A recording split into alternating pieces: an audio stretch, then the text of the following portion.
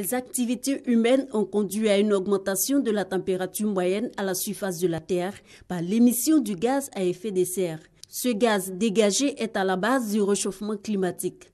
Un réchauffement qui a des impacts négatifs sur la nature, la production alimentaire et sur la population. Plusieurs accords ont été signés, notamment le protocole de Kyoto au Japon pour la période 2008-2012.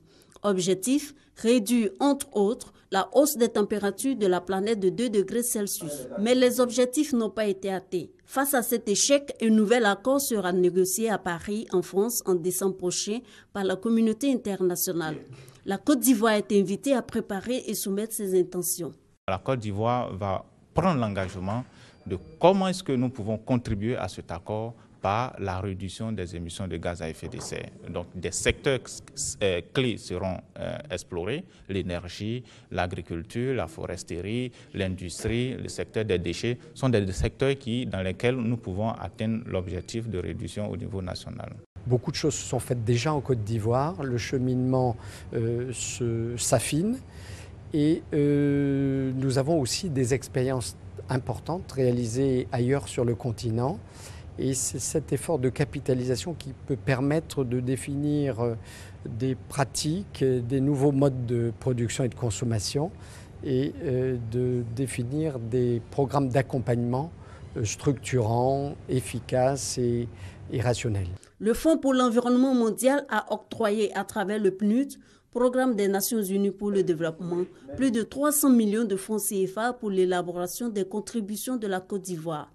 Ainsi, avant validation, le document sera soumis à l'approbation de l'Assemblée nationale.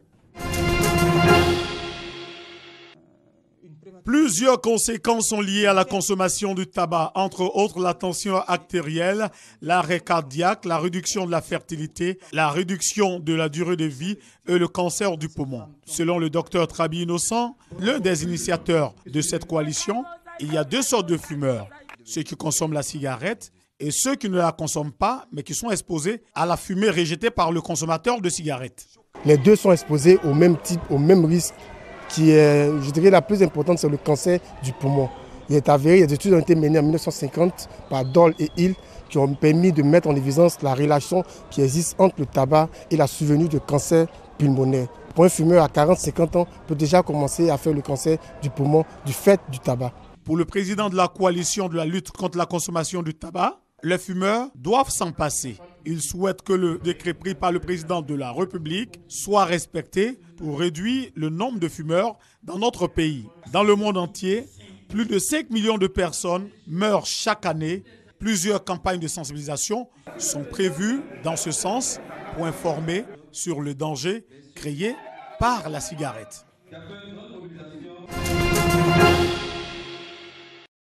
Pendant des décennies, des établissements scolaires et universitaires ont été le théâtre de violences et de barbarie. En vue de corriger cette image, l'Association ivoirienne des Nations Unies, AINU, décide de mettre sur pied la cellule de réflexion estudiantine de l'AINU dans les universités. Objectif, permettre aux élèves et étudiants d'apprendre et d'étudier dans un environnement sain et paisible.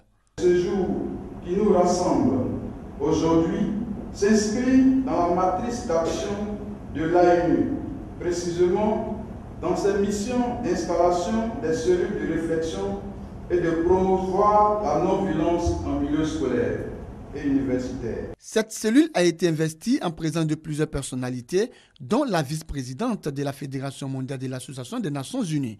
Jeannette Edna Nyame-Philippe est venue du Ghana pour la circonstance. Les autorités universitaires et la marraine de la cérémonie ont exhorté élèves et étudiants à privilégier les études et l'excellence à l'université. Message bien perçu par la cellule de l'Association ivoirienne des Nations Unies de l'Université Félix Houphouët-Boigny de Cocody. Ses membres se disent prêts à sensibiliser l'ensemble des étudiants de l'Université de Cocody sur l'importance de la paix, de la cohésion sociale et de la réconciliation. Ils ont reçu de la part de la marraine Amamari Tewa des ordinateurs pour faciliter leur mission. Après l'université de Cocody, les cellules de réflexion des universités Nangua Brugada Djamé et Alassane Ouattara de Bouaké seront installées dans les tout prochains jours. La pauvreté, la déscolarisation, les conflits en Afrique, des facteurs qui favorisent les phénomènes des enfants de la rue. Ces enfants déscolarisés et non scolarisés vivent parfois en marge de la société. Ils sont souvent exposés à tout genre de délinquance juvénile. Une situation qui ne laisse pas le Lions Club Côte d'Ivoire indifférente. Un gala de bienfaisance alors, en vue de collecter des fonds qui serviront à la construction d'un centre de santé, d'un centre de formation et de réinsertion en faveur des enfants de la rue. Cette soirée est en quelque sorte la première pierre que nous poserons pour ce projet important. Et nous, en tant que Lyon, nous tenons à accompagner ce programme-là et apporter ce que nous savons faire et apporter la contribution de notre fondation, la LCIF, qui est la fondation du Lions Club International. Pour les responsables du Lions Club Côte d'Ivoire, cette soirée de collecte de fonds est une occasion d'attirer l'attention des Lions sur ces phénomènes des enfants de la rue qui minent la société. Occasion pour le Lions Club Côte d'Ivoire d'exhorter les invités à ce dîner de bienfaisance à plus de générosité afin de permettre l'assistance et le suivi de ces enfants démunis.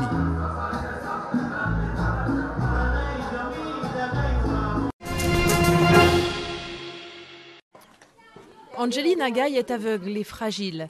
Après un périple d'1 mois, elle est arrivée à Nayal, une ville isolée dans une vaste zone marécageuse du Soudan du Sud. Quand son fils aîné est tué dans un échange de tirs, victime de la guerre civile qui ravage ce pays, elle décide de fuir et de se réfugier dans cette région avec le seul fils qui lui reste. J'ai beaucoup souffert et la faim m'a pratiquement tuée. Je n'avais plus de jambes, je suis tombée. Je me suis relevée et je suis repartie. Je suis retombée. Et j'ai marché à nouveau. La ville de Nayal est à l'abri des horreurs de la guerre qui sévit depuis 15 mois entre les troupes du président Salva Kiir et son ancien vice-président Riek Machar. Mais les pénuries de nourriture sont fréquentes. Les inondations ont ravagé les cultures et les combats ont coupé Nayal des autres marchés. Comme beaucoup d'autres ici, Martha Niabora dépend de l'aide alimentaire parachutée dans la zone et le peu qu'elle arrive à cueillir dans le marais sert à nourrir ses 10 enfants. Nous n'avons pas de nourriture, nous allons juste dans l'eau ramasser des racines de nénuphar pour nourrir les enfants. Avec l'afflux de populations déplacées, la situation déjà difficile ici s'est encore aggravée. En 2013, la clinique a pris en charge 25 000 personnes. Ce chiffre a plus que doublé l'an dernier. Ici, pas de bloc opératoire et les malades les plus graves doivent être envoyés dans un autre hôpital pour être soignés. Lorsqu'il y a des cas compliqués, nous les signalons et ils doivent être transportés, certains par pirogue ou canoë. Ça prend 1 ou 2 jours et entre-temps, nous craignons qu'ils puissent mourir. Certains sont encore plus isolés. Marie Nyayena a trouvé refuge l'année dernière sur une des nombreuses îles qui ponctuent le marais. Nous ne pouvons pas retourner dans notre village, car la crise continue et il n'y a aucun espoir que ça s'arrête. Donc je vais rester là jusqu'à ce qu'il y ait la paix.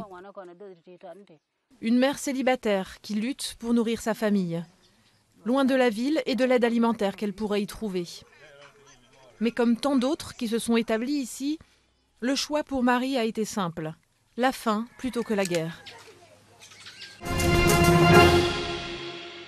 Athènes entre dans le vif du sujet avec ses créanciers. Le gouvernement grec discute des réformes à mener au sein du groupe de Bruxelles qui remplace la Troïka détestée par les Grecs. Mais la guerre des mots avec l'Allemagne, pays le plus intransigeant, continue. Athènes pourrait saisir des avoirs allemands en compensation de crimes commis du temps des nazis. Berlin demande de se concentrer sur les problèmes économiques actuels. Il y a 4 ans, Takayuki Ueno a perdu son fils, sa fille et ses parents dans un tsunami. À 22 km de là, le même tsunami allait provoquer l'une des plus graves catastrophes nucléaires de l'histoire. Par mesure de sécurité, les pompiers et les militaires ont dû abandonner la recherche des corps sur les plages proches de la centrale de Fukushima. Aujourd'hui, il en garde toujours un souvenir amer. Les images qu'on a vues des autres préfectures touchées, Iwate et Miyagi, montrent toujours les militaires et la police en train de chercher les disparus. Mais à Fukushima, on a vu que les images en boucle de la centrale qui explose. Et les médias n'interviewent que les réfugiés qui ont fui les radiations. À force, ça nous choque. Ça ne reflète pas notre réalité. Nous avons vécu un tsunami ici.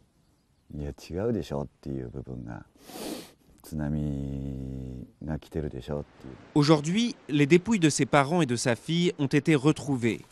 Mais toujours pas de traces de son fils Kotaro. Tous les week-ends, Takayuki Ueno fouille le littoral avec un groupe de bénévoles dans l'espoir de déterrer les restes de disparus. Une activité éprouvante tant sur le plan physique que psychologique. On a retrouvé la partie inférieure d'un corps l'année dernière. Un peu plus tard, la police a retrouvé le buste. Mais on n'a pas encore retrouvé la tête. Cela veut dire que cette personne est techniquement toujours portée disparue.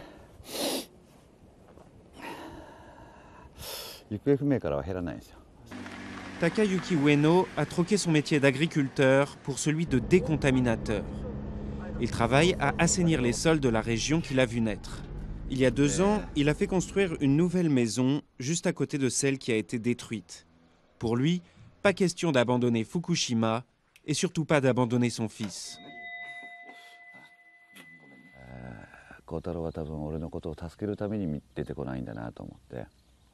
Parfois, je me dis que Kotaro se cache pour me faire continuer à vivre, pour me sauver. Je ne dis pas que j'ai envie de mourir, mais je pense que chercher Kotaro est la seule chose qui me fasse encore avancer. Le séisme et le tsunami du 11 mars 2011 ont fait près de 19 000 victimes. 4 ans après, 2590 d'entre elles sont toujours portées disparues.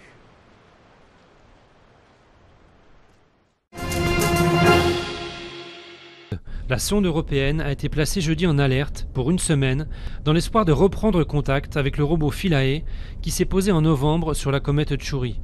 Aujourd'hui mieux éclairé par le soleil, Philae pourrait avoir rechargé ses batteries et donc donné signe de vie.